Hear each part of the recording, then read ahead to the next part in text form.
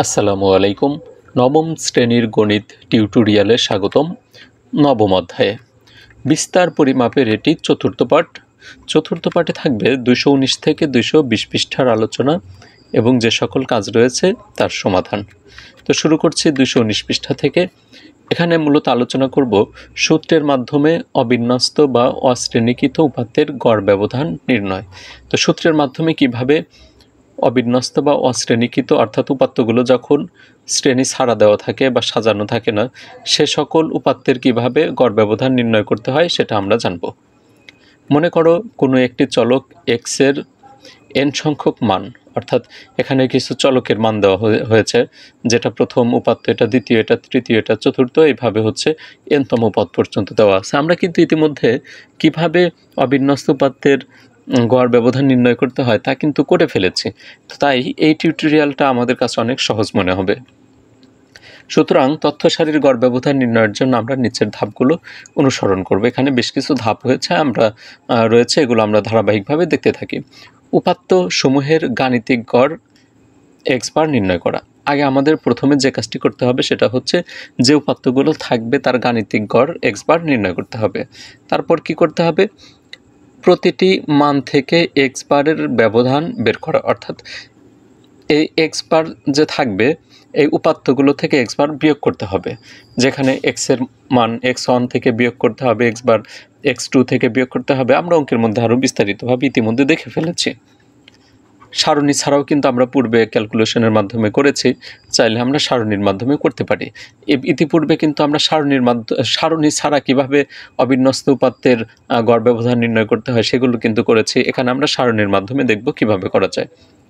3 নং ধাপে দেওয়া আছে উপাত্তের প্রতিটি মান থেকে এক্স এর ব্যবধানের পরম মান নির্ণয় করা, অর্থাৎ আমাদের এখানে পরম মান নির্ণয় করতে হবে। যে শুধুমাত্র যে ঋণাত্মক মান আসলে যে ঋণাত্মক নেব তা কিন্তু না, অর্থাৎ সকল মান ধনাত্মক নিতে হবে। যে বিয়োগ করে যদি আমাদের -3 আসে, আসলে আমাদের নিতে হবে হচ্ছে শুধু 3, মানে ধনাত্মক 3। যেমন যেখানে উদাহরণ দেওয়া আছে, পরম মানের জন্য বিয়োগ যে করা হবে তার দুই পাশে দুটি এরকম বার দিতে হবে। 4 নং ধাপে এন সংখ্যক ব্যবধানের গড় নির্ণয় করা, অর্থাৎ এন সংখ্যক ব্যবধানের গড় নির্ণয় করা, অর্থাৎ এন সংখ্যক যে পদ থাকবে তার গড় নির্ণয়, অর্থাৎ গড় ব্যবধান নির্ণয় করবে যে সূত্রের সাহায্যে। এটাকে আমরা ক্যাপিটাল সিগমা বা সামেশন বলতে পারি। আর নিচে i = 1, মানে এটা হচ্ছে লোয়ার ভ্যালু, আর উপরে যে এন থাকবে ওটা হচ্ছে হায়ার ভ্যালু।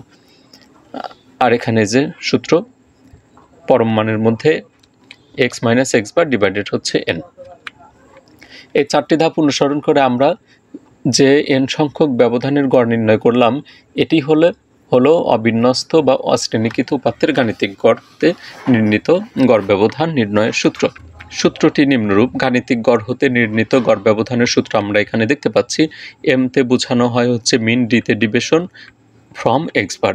এটা হচ্ছে গাণিতিক গড় হতে গড় ব্যবধানের সূত্র। এই সূত্রটা কিন্তু আমরা ইতিমধ্যে একাধিকবার ব্যবহার করে ফেলেছি। তো আশা করি এই টিউটোরিয়ালটা আমাদের কাছে সহজ লাগবে।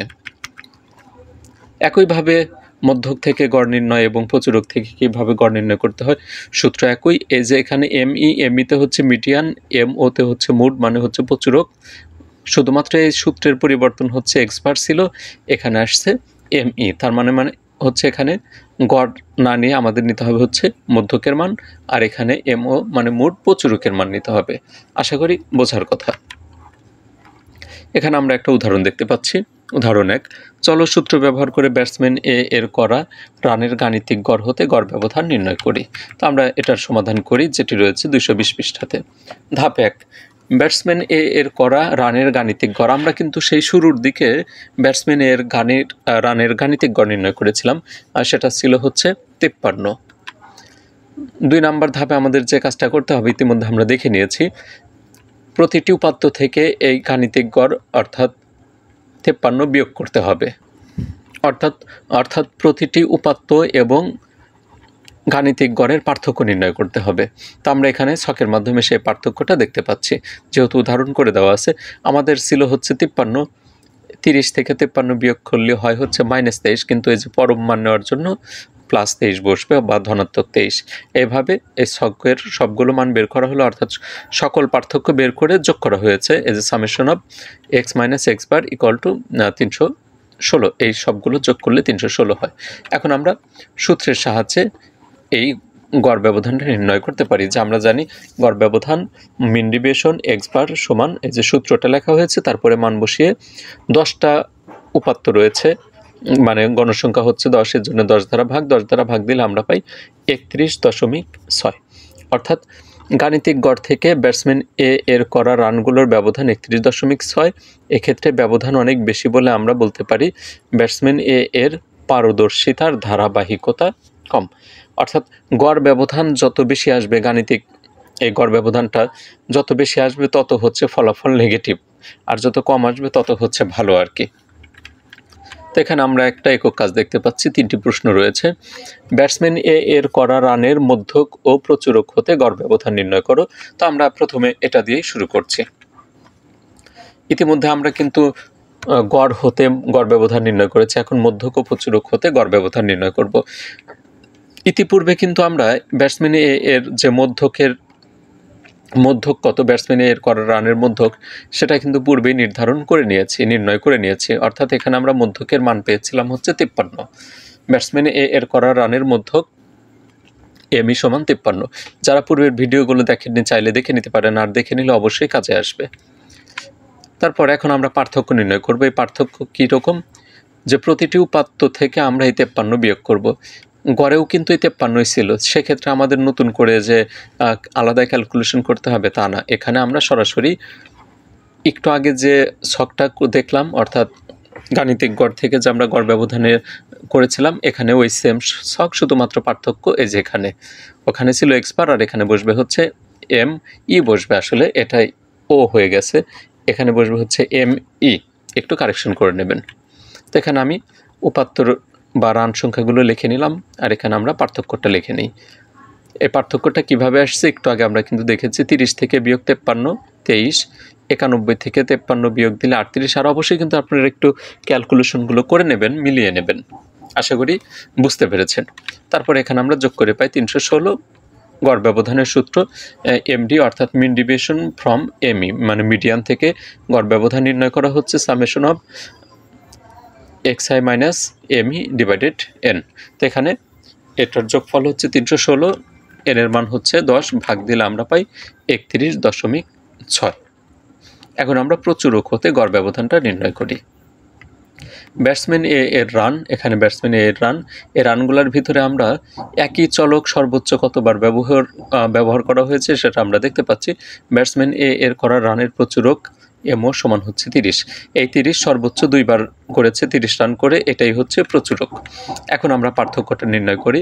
রান এক্স আই, আর এদিকে হচ্ছে পার্থক্য নির্ণয় করব আমরা।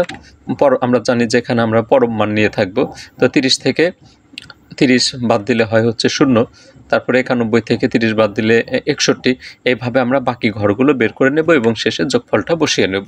শিক্ষার্থীদের রিকোয়েস্ট করব অবশ্যই কিন্তু ক্যালকুলেশনগুলো মিলিয়ে নেবে, অনেক সময় কিন্তু অনাকাঙ্ক্ষিতভাবে কিছু ভুল ত্রুটি থেকে যায়।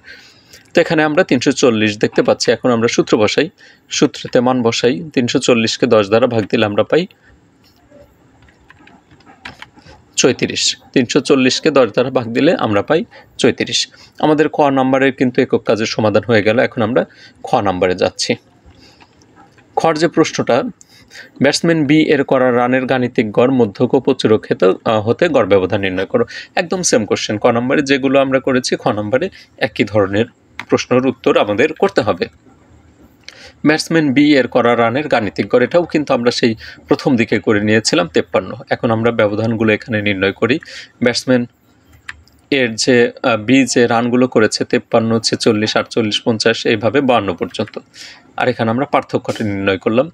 এই যে 53 থেকে, অর্থাৎ এই যে এক্স আই, মানে প্রতিটি উপাত্ত থেকে বাদ দিতে হবে হচ্ছে এই গড়ের মানটা 53। 53 থেকে 53 বাদ দিলে 0, 46 থেকে 53 বাদ দিলে -27। কিন্তু আমরা এখানে যে পরম মান নেব, এর জন্য ধনাত্মকের 7। এখন সবগুলো আমরা যোগ করলে পাই 32। এখন এখানে সূত্র বসাই, গড় ব্যবধানের সূত্র বসিয়ে আমরা মান বসাবো। 32কে 10 দ্বারা ভাগ দিলে আমরা পাই 3.2। আশা করি বোঝার কথা।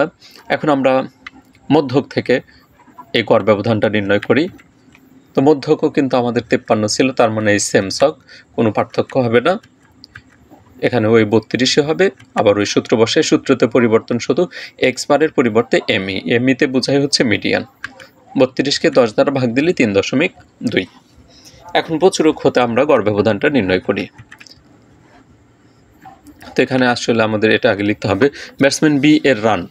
ব্যাটসম্যান বি যে রানগুলো করেছিল এখানে আমরা 53 সর্বোচ্চ বার দেখতে পাচ্ছি, 3 বার রয়েছে, তার মানে এই প্রচুরক হচ্ছে 53। ব্যাটসম্যান বি এর করা রানের প্রচুরক এমও সমান হচ্ছে 53, বা এটাতে আমরা মধ্যকও 53, গড়ও 53 আর প্রচুরকও আমরা 53 পাচ্ছি, তার মানে এই ছকে কিন্তু আর কোনো পরিবর্তন হচ্ছে না। তো এখানে আমরা সেই মানগুলো বসিয়ে দিলাম, আর এখানে যোগ করলে হবে হচ্ছে 32। এখন গড় ব্যবধানের যে সূত্র সেটা আমরা লিখে নিলাম, 32কে 10 দ্বারা ভাগ দিলে 3.2। এখানে আমরা খ নম্বরে প্রতিটি মান কিন্তু এই একই পেলাম। এখন গ নম্বর যে প্রশ্ন, ব্যাটসম্যান এ ও বি থেকে প্রাপ্ত তথ্যরাশির গড় ব্যবধান পর্যালোচনা করে তাদের পারদর্শিতা সম্পর্কে তোমার মতামত উপস্থাপন করো। অর্থাৎ ব্যাটসম্যান এ এবং বি কার পারদর্শিতা ভালো, কে ধারাবাহিক, সে সম্পর্কে আমরা এখানে মতামতটা উপস্থাপন করব। ব্যাটসম্যান এ এর গাণিতিক গড়, মধ্যক ও প্রচুরক হতে গড় ব্যবধান যথাক্রমে গাণিতিক গড় থেকে গড় ব্যবধান 31.6, মধ্যক থেকে 31.6 আর প্রচুরক থেকে 34। এদিকে ব্যাটসম্যান বি এর গাণিতিক গড় আমরা এখানে কম দেখতে পাচ্ছি 3.2, তিনটাই। তো আমরা ইতিমধ্যেই কিন্তু আলোচনা করে ফেলেছি যে গাণিতিক গড়ের মান যত কম আসবে সেটাই হচ্ছে পারদর্শিতা ভালো বা ধারাবাহিক। তো এখানে আমরা লিখতে পারি যেহেতু ব্যাটসম্যান এ অপেক্ষা বি এর গড় ব্যবধানের মান ছোট, সুতরাং ব্যাটসম্যান এ অপেক্ষা বি এর পারদর্শিতা উত্তম, মানে ব্যাটসম্যান বি ভালো খেলছে, ধারাবাহিকভাবে খেলছে, প্রতি ম্যাচেই রান পাচ্ছে। সুপ্রিয় শিক্ষার্থীবৃন্দ এবং শ্রদ্ধেয় শিক্ষক মণ্ডলী, যারা এতক্ষণ কষ্ট করে এই টিউটোরিয়ালটা দেখলেন তাদেরকে অনুরোধ করব ভিডিওগুলো দ্বারা উপকৃত হলে অবশ্যই সাপোর্ট দিয়ে যাবেন। আর পরবর্তী টিউটোরিয়ালের আমন্ত্রণ জানিয়ে বিদায় নেব। সবাই সে পর্যন্ত সুস্থ থাকুন, ভালো থাকুন, আল্লাহ হাফেজ।